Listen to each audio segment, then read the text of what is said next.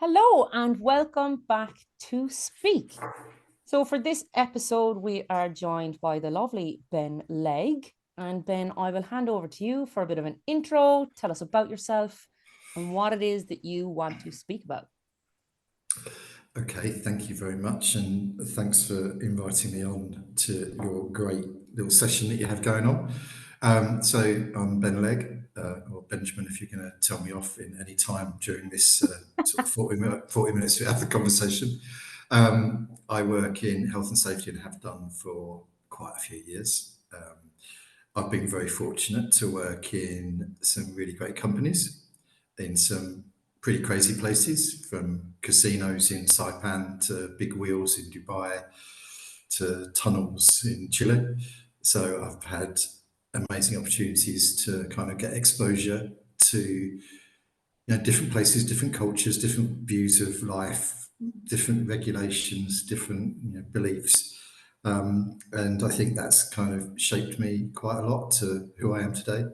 I love working with people. So Ben on his own's pretty boring. I like to work with people and kind of interact. So I suppose I'm quite a sociable creature. Um, and then getting on to health and safety, and I guess the topic that I wanted to talk about. Originally, I sort of thought about this idea of safety, the what, so what, now what.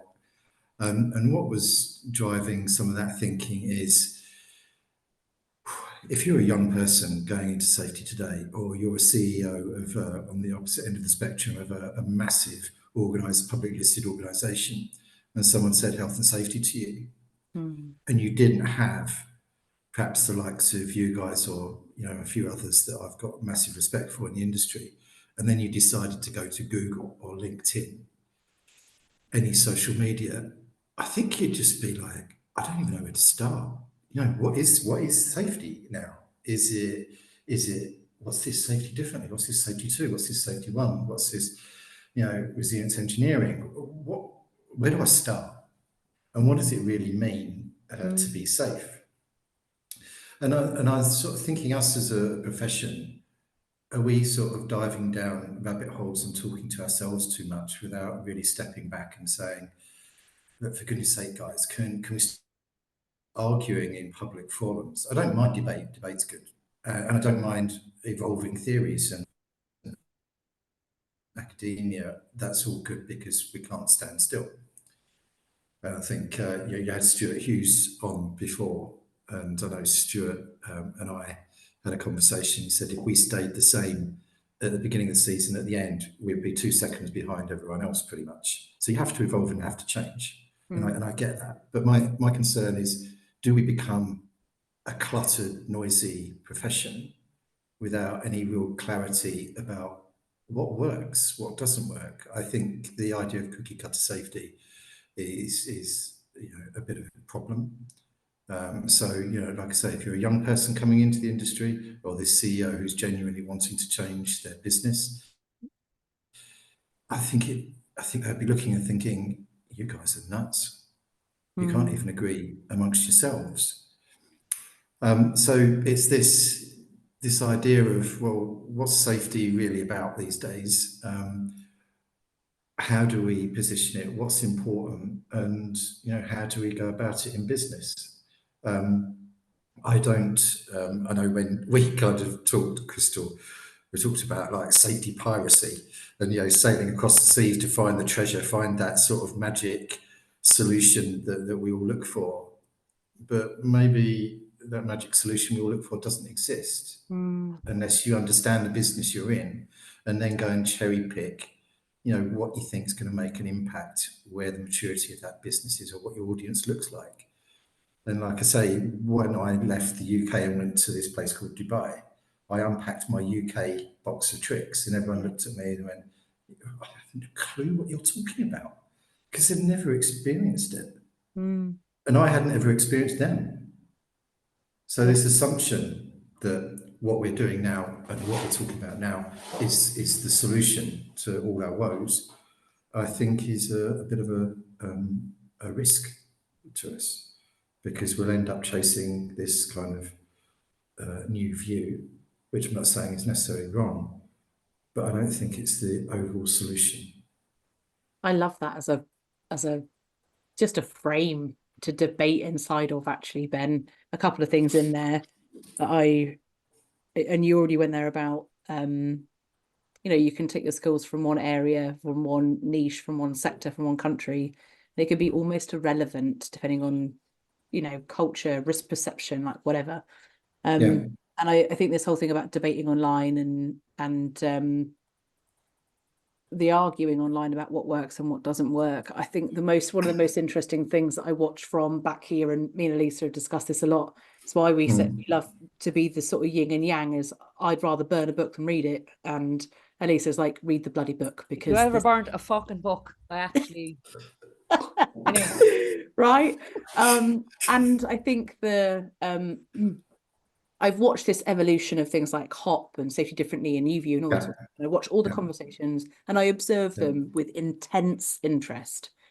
And then you start to see research that says all the major organizations that took on safety differently, there's no actual proof that actually helped any of their safety performance, so actual harm being affected. There is nothing to show that this massive thing that we're hanging our hats on actually yeah, reduced harm. And it comes right back to what is safety and what does it mean to a business. I think yeah, depending on who you talk to, even in the safety profession, we're going to have different views on what that is. But I do think you'd get that in FM, you'd get that in finance. Everyone thinks they're, is going to have a slightly different facet of what they believe they are doing for themselves, the wider organization, or what yeah, the profession serves. So I think that's totally fine, yeah, because if it floats your boat and you're doing a good job, who cares?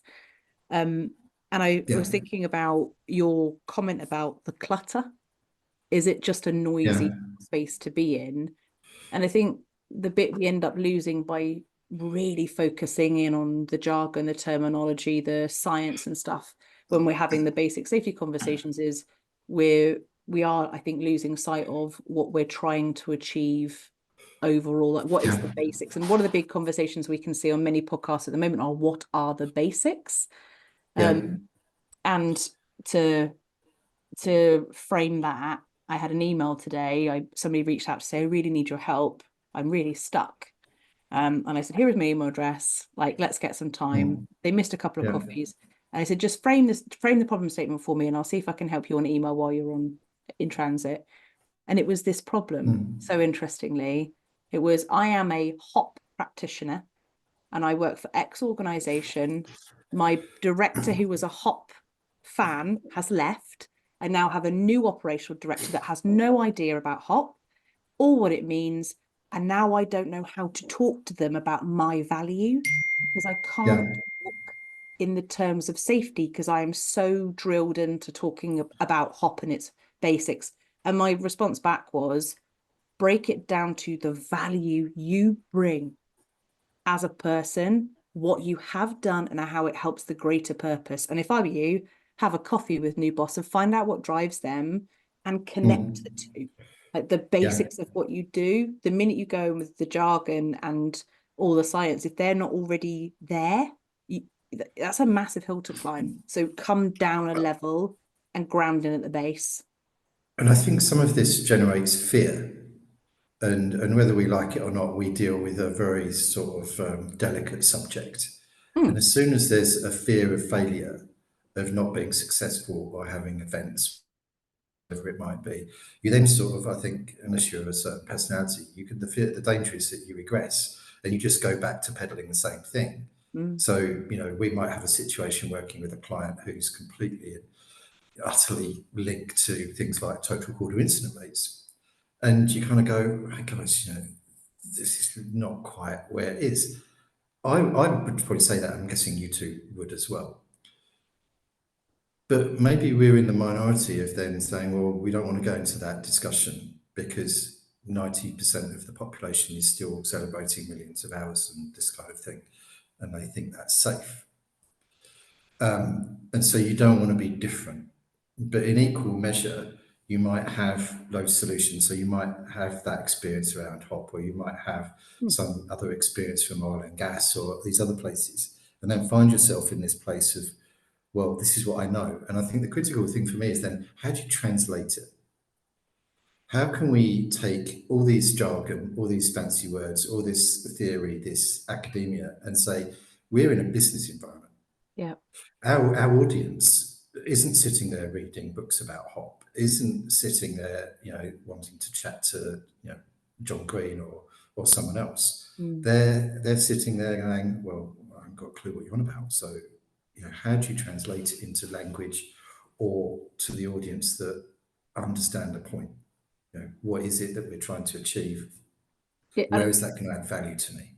I think that's something I'm getting asked about quite a lot, actually, is about communicating the value of safety and how much of a big skill is it at board level.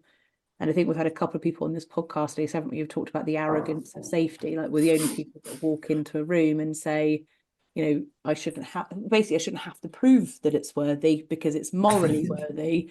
And it's like, well, actually, you've got a responsibility to prove that you are a completely punchy, valuable area of the business.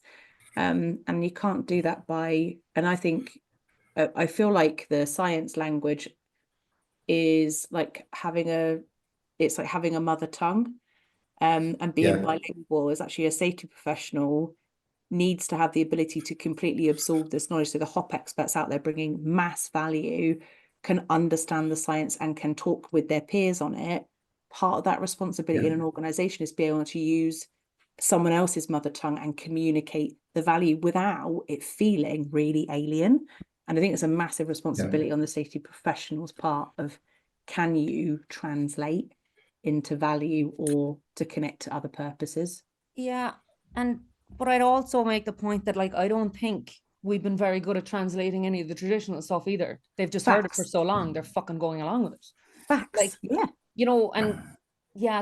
I think the translating bit is really important. No matter what model, no matter what framework, no matter what background, it has, like Ben, like you said, has to make sense to that business. Yeah. Doesn't make sense to that business. It doesn't matter what you're doing or what way you're doing it. Yeah.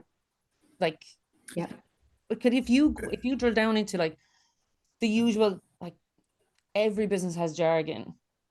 A lot of the traditional safety has bananas level of jargon that half the time I go into new business and I'm like, what the actual fuck does any of this mean? And I'm meant to be the competent person.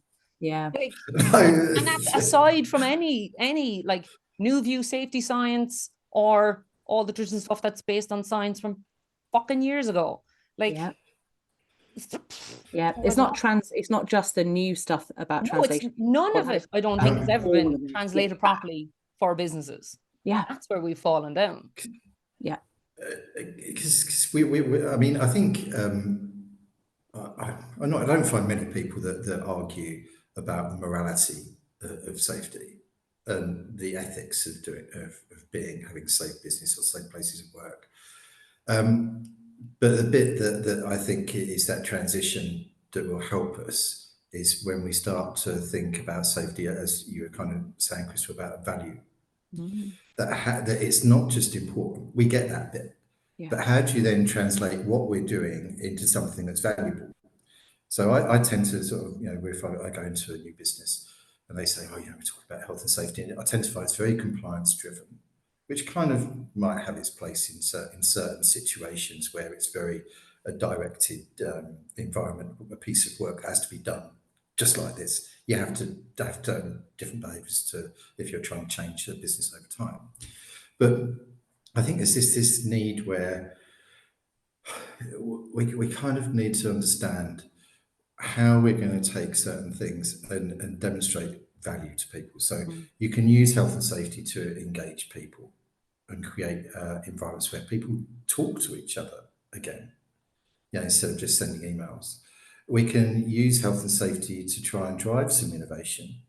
And because I kind of say to people most of the time, whenever I've had to look at an event or an incident, it's usually because we haven't thought about design properly or we haven't got this procurement right. These are business transactions. Yeah. So that's where we as safety, I think, can start to interject and say, have you thought about this risk or this opportunity? Instead of talking about health and safety, because I think, we suffer a little bit of brand damage around just our name.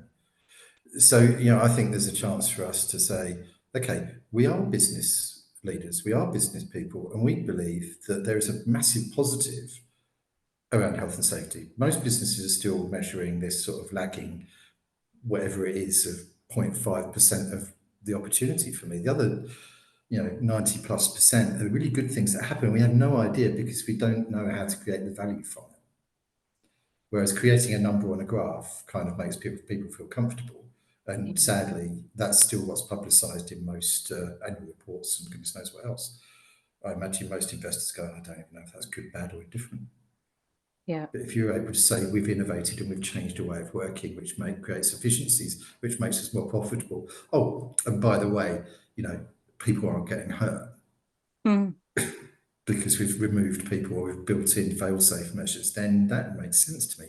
It's generating a value conversation, not a, hey guys, everyone must go home safely. Well, who's going to say no, they're not. Let's let them all go home and sort of hurt themselves every once in a while. What?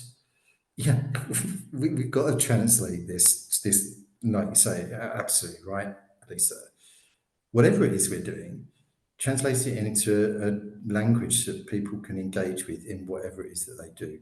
Whether in my world it's guys pouring concrete through to a boardroom where people are wanting to do a merger or an acquisition. Yeah. And That's I think the breadth of our conversation. definitely the key to that, though, is listening. Like, because the language is there in every business. The language is there. It's in the conversations that are happening. If you tune into it, they'll hand it to you. It's right there. Yeah. What they're talking about, what their pain points, the chats that are going on in the canteen, arguments that you hear in the open plan office. That's what you speak to. That's the language. Yeah. Yeah, absolutely right. I was thinking about your phrase about demonstrating the value. I went to a leader forum last week 4, can't remember what it was. And Peter Thomas, who does the My Tech Safety podcast, he gave this really sarcastically beautiful example of how we don't demonstrate value very well, or actually we sort of sit in an arrogant place where I think we've historically come from a place we don't feel we have to. And I've done lots of different versions of this, but this was the punchiest one for me. He said, everyone walks into a boardroom and everyone has I need X amount of money, it will generate X, and then your return on investment is Y. And they go, brilliant investment, thank you very much, blah, or I'm not interested in X, so no thank you. Every single person goes in with a solid business case, talks about the money, the investment, and the return. He said, and then safety walks in and says, but you can't put a price on safety. Right? And he's just like, what are you expecting as your reaction when you have, if there's 20 people in the day, which is a small fry board, by the way, right? 20 people that are going in, everyone has the same narrative, the same setup, the same ability to discuss it. And then we go in and go, oh, how dare you? How dare you want the same from me? So I think that is you can't put a price on safety. It's the most ridiculous thing. And it has to, you can't put a price on safety and will accidents cost you money? It has to be fucking more than that. You have to say more than those two things. Yeah. When people say that, safety costs money. No, good design costs money. Good procurement costs money. Good, education programs for your teams cost money. That's where you're going to, create change, and that's tangible to a board. And I think if you go in with the investment that we need, the thing that the investment, the problem, the investment, the return, and we just walk in with the problem and say, can I have it anyway? Right. And I think we do. And then I was thinking about the number one thing that's missing is this conversation about, to demonstrate value, you have to start with an ability to really demonstrate the level of loss from your status quo, from what is in play now. And it's not just, like you say, accidents cost money. It's like, what are your insurance premiums? What are the claims? Are you being prosecuted? How long does your accident process take, and how many accidents are you happening? So how much labor are you losing from your model? It is endless in terms of digging into what it really costs you. So when you identify an area that you want to make safer, or you want to really tackle, you should be able to really quantify that as labor loss, money loss, premium loss, brand damage, blah, problem statement. I need X from you, and it should reduce the problem by X. So you know, we have to be able to clearly talk about loss, and not in there have been a 3% uptick in riddles. Like, what? Like, So, do you know John Green? yeah. John and I were fortunate enough to work on a rather large project recently together, and he shared with me a presentation that we did with the team there. We were trying to sort of try and create some positive brand around safety, Yeah. and he put up this image of Apple, and yeah, I suppose it depends your views, but in general, you say to people, you put it up, and people say, "Tell us what words would you throw out there?" And people would say, "Cool, fun, innovative. You know, you want to be part of that brand." Quite positive things, and yet if you put like a safety sign up, and that's the same thing. They'll say accidents negative. So there's this. When I say about this brand problem around us, I think this is where we are, again, use this word translating, we are sort of creating this understanding of the value that health and safety can be positive, it can be cool, it can be fun, can be interesting, can be imaginative, can be the catalyst for changing an organisation. But that's a little bit too difficult for perhaps how safety professionals are coming through. Yeah. Yeah, I still think they're coming through in quite a traditional sense, and the noise that they hear is probably quite confusing. But the overwhelming bit will still be, you know, look at these guys, they're idiots. Look at what they've done. You know, how can they possibly be doing that without understanding? Well, perhaps there's a need for investment to create a better way of working. Yeah. So it's a quite narrow, linear, negative view that I think in general is publicised around health and safety. Like, there's definitely for we'll say the young person coming in, and like you say, having a Google. I would love if all the new view stuff came up. It probably won't. Like, yes, there's an echo chamber, and yes, but there's, I think we're small. I think it's a small echo chamber. I think there's like a handful of us in the scheme of whatever. But I remember last year I had put up something on LinkedIn about, like, or it was maybe on the back of one of these episodes of like, what is safety culture? And there was one guy nearly took my fucking head off. Of like, we had this conversation 15 years ago. And I was like, well, I wasn't there. So, and it's like, still a relevant conversation, which is depressing. Yes. but like, Yeah, let me have the conversation. Like, this will keep happening. New people will come in, and they will need to learn, and they will need to have the comment. These conversations will always be happening. I hope they're always. There will never be, we've got the answer, this is it, don't ask fucking questions. And that can often be the vibe of, are we still talking about new? It's like, yeah, we are. Like, yes, we are. If we're still dropping 15 A380s with a total loss of life a day You out know, of the sky, then I think this conversation's got a little bit way to go. Yeah, facts. I think when ships are hitting bridges, lads, we've got some fucking problems. I think when we're killing like shitloads of people all over the world, we probably need to still be having the conversation. Yeah. And if we still then persist having this conversation where, you know, you're talking about a target of reducing a 0.02 total recordable incident rate or whatever it is by 10%, kind of like, there's no humanity in that. Like, what is that? Like, have we lost our mind? It doesn't really mean anything. Yeah. So I guess this is you know, I guess the feeling I have as us as a profession is to try and change that narrative. And the guys that I mentor, and I have people reverse mentor me as well, I'm saying to them, go and understand business. Yeah. Go and understand, you know, some psychology if you want. Go and understand great communication. Yeah. Because these are things that I think change that narrative of what we do. And ultimately, I think helps you piece together, well, what's a really cool way to actually deliver what it is we want to do. Yeah. And you know, maybe in that simplistic terms, you know, the guys today were talking about, oh, you know, we need a better safety culture. I said, is it a better safety culture, or is it a better organisational culture that embraces health and safety? Yeah. Yeah, because we're consistently separating ourselves from that equation into being something standalone, and yet I think health and safety is something quite intangible sometimes. It's funny. I had a debate on on another podcast today where I mentioned the phrase, I was talking about something and one of them chimed in and said, that's why I hate and will, really go against, and we bag on this podcast a lot, anyone that mentions or the phrase safety culture. And so I was like, let's talk about that, because if anyone reaches out to me, as I've recently experienced people that I'm taking on a journey and they come to me and say, can we do some safety culture work? My job is not to humiliate them and say, oh no, that's a subset of. No way. Actually, if you want to approach culture change by focusing on one area to get an understanding of why things happen the way they happen, it's a positive movement, regardless of where we start.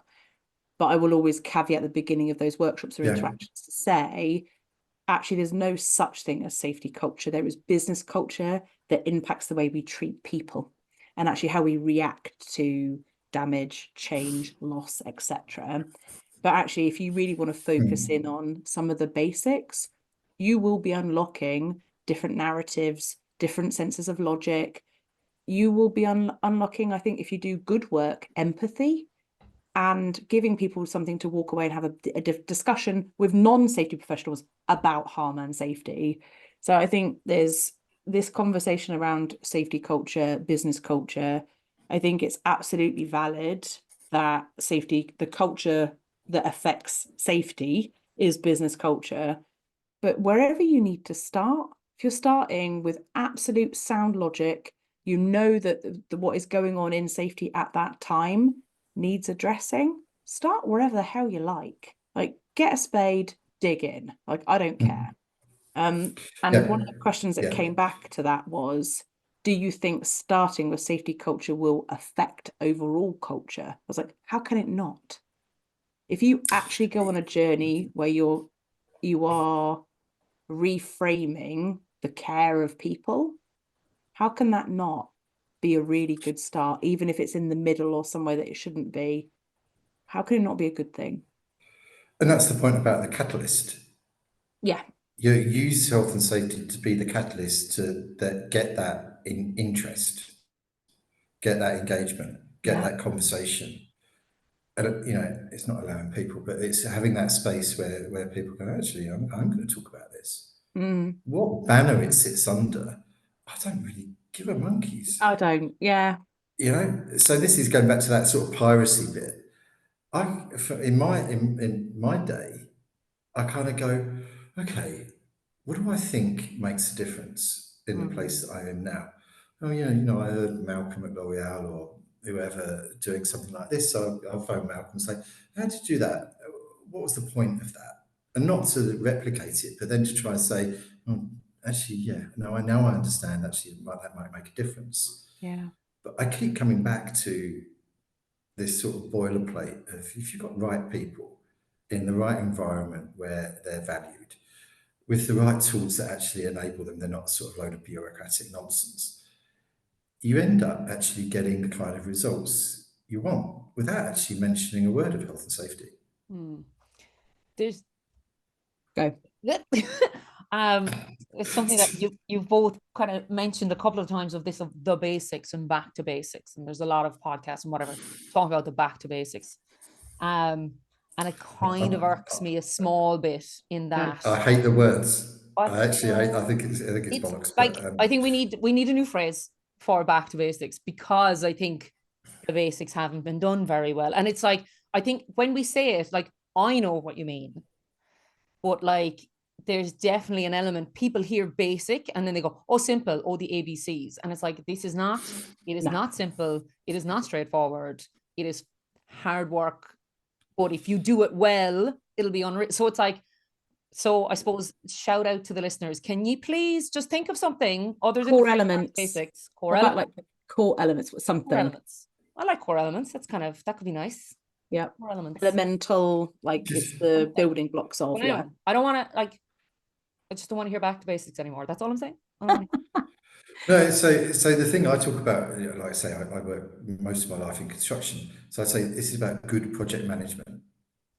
You have the right design, the right project team, you have the right place, the right program, These are the ingredients. Mm. And it's difficult because we should be challenging designs and we should be saying that this program's not long enough to be able to achieve what we want to achieve, unless you invest elsewhere to modularize stuff, and then you can go faster. But you can't go faster in the same way. You have to change something. So I think it's that good project management or good execution of whatever it is that we're trying to do with the right things in place. What those things are, for me, always come back to processes that work, competent people that understand, have got the skills to be able to do it. Yeah. Yes, there is a fail-safe mechanism in place to catch them when they fall, because they do fall. And then I suppose intelligence around, well, looking at things more positively than perhaps this negative, because we're so narrow. And we keep thinking that if we have no accidents, that means we must be safe. And I think that then generates overconfidence. So when we say back to basics, I can't stand the words, honestly. But the principle of saying, what actually is it that works? And we know it works. Let's just start there. Yeah. And not use fancy words, because that puts fear in people as well when you start using words and having to look up on the thesaurus what they actually mean. Yeah, I have definitely found I've been barked at across a room when I was in, I don't know where I was, but basically had said, look, the core elements of safety are not difficult to explain, but they are excruciatingly difficult to implement. And I was like, it is just, and I say this a million times, see the problem, understand the problem, remove, mitigate, or accept. Like that's actually our entire job in 3 bullet points. And then each one of those breaks down into how maturely you see it. Do you see it proactively, reactively? What are your reporting mechanisms? What does your data tell you? How do you get insight? All of that stuff. Where do you see your problems? And because I said very easy to explain, it's these 3 things. Somebody in the room got really lost on me saying the word easy, and they were like, it's not easy, you can't say it's easy. I was like, whoa. Was I in the room? Right.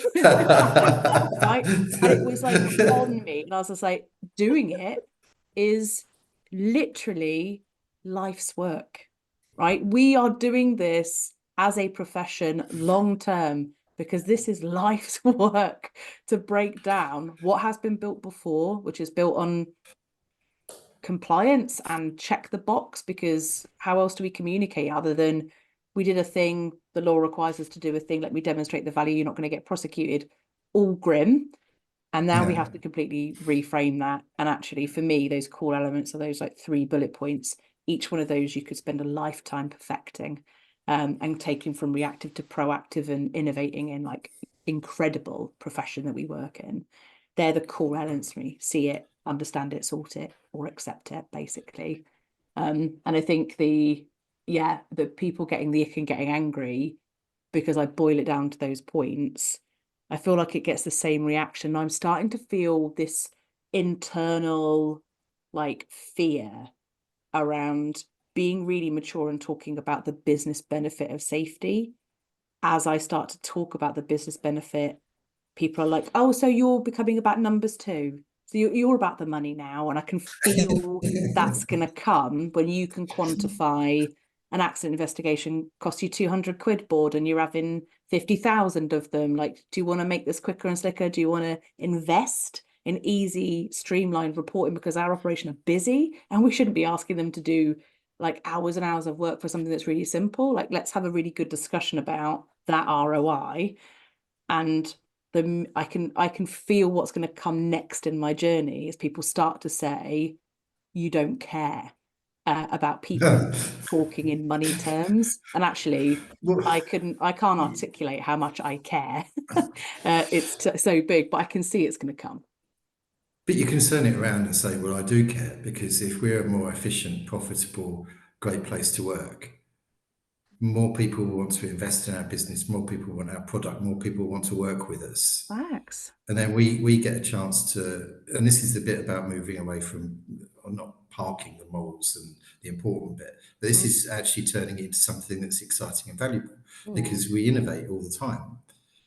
We're always thinking about how do you adapt that machine where it is safer to use. and it actually might be more productive by doing it, because you're making it lighter, or you're speeding it up, and therefore you're guarding it differently. I think there's 100 ways of being able to say, hey, let's just park this accident conversation and this perhaps slightly negative, narrow view of safety, and start talking about the ultra positives, and that it can be about reducing the friction. And I think someone said the other day that they were reading a book, and they said he described himself as a friction fixer, using health and safety as their catalyst to do that. And I think we can. We can go faster, we can go higher, we can go deeper, we can generate more product by using perhaps some of those principles of good safety. Not the basics, but the good principles of safety. Love that.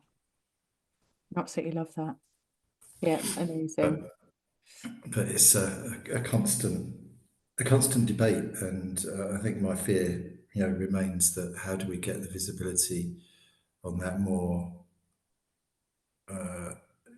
doing health and safety in a workplace, rather than someone writing another bloody book, which you kind of go, you're either going to burn it or read it. Don't burn books. Do you know what? That's been in the back of my head since you said, don't you dare burn a book. I was like, I would never burn a book, never. But I think that's the bit, isn't it? Is about if our profession, I think we're going to focus on anything over the next decade that I think could really unlock us as a profession, it would be that communicating your value piece. That really, really, like, we've got qualifications that teach us the basics. We now have material coming out of our ears, ebooks, podcasts. We have incredible people with platforms for free to come and speak. Actually, how do you generate a different narrative, and what is the narrative? And I do think there's horses for courses, right? Some organizations are just like fine with where they are. There are going to be people that just do that the traditional way, and that's fine. But actually, for the majority of organizations, they're starting to say, like, I'm literally getting calls from organizations to say, can you tell me what good looks like? Because people are genuinely starting to be interested. So I think that's the game changer, is that the focus for the profession should be how we communicate our value. As a big takeaway. Yeah, to take away some of the noise, take away some of the fog, try and provide some clarity. But like you say, we're not saying you have to do it like this. My advice would always be, look, here's some different things that you can do. But like I think one of you said earlier, but go and listen to the pulse of the organisation. Go and understand what it is, what it does, how it does it, and where are those opportunities. And then come back and say, now I can open my box of tricks. Yeah. And I'm going to go and engage with these guys, whether it's around with the comms team, because they're super good at communicating, and saying, how do I get these messages to land differently? Yeah. With a multicultural workforce who massive illiteracy, which was one of my, I suppose, opening situations in Dubai.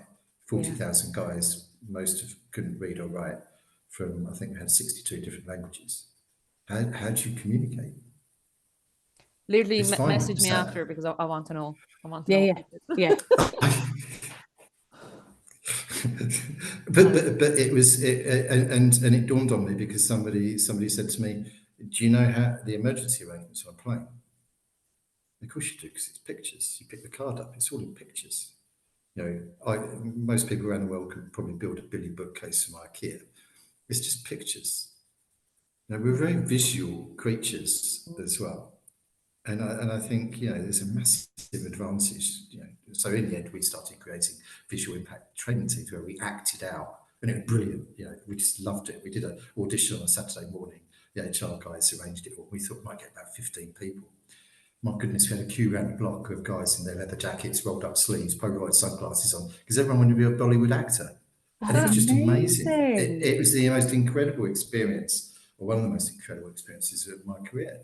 But that taught me, know your audience, understand the profile, the risk perception, and then go, how do you get messages to people? Love that. It's not, if I'm crossing the road with my 10-year-old daughter, I don't say to her, let's do a point of work risk assessment, Evie, because she'll just look at me and go, what the hell is he talking about now? Yeah. But if I say to her, like, how we need to cross the road safely, what do we do? And she'll say to me, oh, well, we do this, that. There's no big words. No, There's no sexy methodology. that's right. It's just understand we take risks as a species, and we've learned how to, for the most part, manage those risks. Yeah. So treat people as adults, give them the tools and the right competencies to be able to be adults and deliver work, and we'd be amazed what people achieve. Love Instead that. of suppressing it with lagging indicators and just general shit that makes us feel good. Yeah. Doesn't make a difference though. Elisa, any wrapping thoughts? Wrapping thoughts. Alexa, stop. Yeah, probably a few. I think, Crystal, what you were saying about like where do we want to go? How do we get there in terms of, yes, there's the books and there's the whatever. But I think there's a big thing of there's a lot of opacity between safety professionals. If we move to transparency, like I tried this, it worked. I tried this, it didn't. Yes. We need to be sharing a lot more. So it's like, okay, we have lots of science. I think, yes, we need more research, all the rest, but we've plenty of books. But like, I think there's still a big fear between ourselves of sharing, of, or even, Jesus, lads, we had this thing happen at work and it was awful. Yeah. Here's what we did, or what would you have done? So I think we don't do that enough. In terms of really cool comms, actually, shout out the HSC in Northern Ireland. I've shared a couple of their videos on LinkedIn the last couple of weeks. Fucking brilliant. Like, they've got 2 comedians to do these safety videos, and they're aimed at adults because they swear in them, and but they're absolutely hilarious. So yeah, definitely have a look at those if you're looking for good crack in your toolbox talks, I would say. Amazing. But isn't that just the point about they go outside? When we move out of a business environment, we're not all walking around talking sort of highfalutin, bullshit bingo words that we use in a boardroom. Yeah. We're normal people. Whatever happened to just using normal language? Yeah. Actually, I saw sensible language that people understand. I saw an inspection the other day, and it was like in a kind of canteen type area. And it was like, the microwave is black with dirt. I was just like, yes, brilliant. I know exactly what the problem is. Action. Yeah. Amazing. Oh, fantastic. Well, I think that's probably us at time, but I do want to say I loved that convo, Ben. Thank you for taking us with you on that, and giving us so much to chew on. I think it was one of my favorites. So a shout out to you two.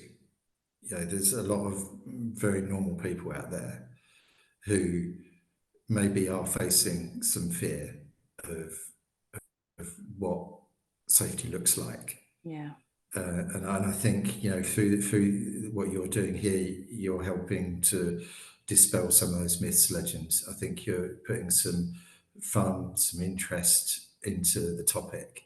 And as I say to people, I like a beer, a glass of wine, I have red blood, I breathe air, and I like eating food. I'm just a normal person. Yeah. And we're surrounded by normal people. And I think safety doesn't need to be so bloody complicated. Yeah, agreed. Wholeheartedly. What a point to land on.